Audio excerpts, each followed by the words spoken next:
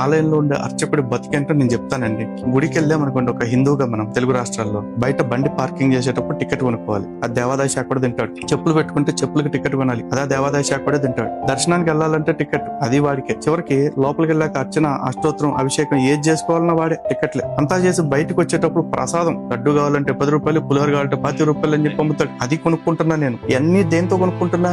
నా జేబులో ట్యాక్స్ కట్టేసిన డబ్బులతోటి ఈ దేశంలో అందరూ ఫ్రీగా అనుభవించే మత స్వేచ్ఛని నేను ఇన్ని చోట్ల డబ్బులు పెట్టి కొనుక్కుంటున్నా. అందరికీ మత స్వేచ్ఛ ఉంది, నా మత స్వేచ్ఛని నేను ఇన్ని రకాల డబ్బులు పెట్టి కొనుక్కుంటున్నా. ఇన్ని రకాల డబ్బులు పెట్టి కొనుక్కున్న నేను నా కోసం, నా క్షేమం కోసం, నా దేశ క్షేమం కోసం గొంతు చెంచుకుని గంట సేపు అష్టోత్తరం అభిషేకం చేసిన అర్చక స్వామికి నా జేబులో మిగిలిపోయిన నా సొంత డబ్బులు ఒక 100 రూపాయలు తీసి అర్చకుడి చేతిలోనో లేకపోతే ఆయన ముందున్న ప్లేట్ లోనో పెడతానంటే తాటి అంత అక్షరాలతో బోర్డు పెడతాడు, కానుకలన్నీ హుండీల్లోనే వెయ్యాలి, ప్లేట్ లో వేయరాదు అని చెప్పేసి. ఇది అర్చకుడు బతుకు. నా కానుకలు, నా డబ్బులు నేను ప్లేట్ లో కాదు తీసుకెళ్లి అవసరం ప్లేట్లో వేసుకుంటా. అక్కడ హుండీలో వేయమంటున్నావు, హుండీలో కాదు తీసుకెళ్లి చెత్త కుండీలు వేసుకుంటాను. నా డబ్బు, నువ్వెవడు నా డబ్బుని కంట్రోల్ చేయడానికి? నీకు కావాల్సినవన్నీ నేను కట్టేశాక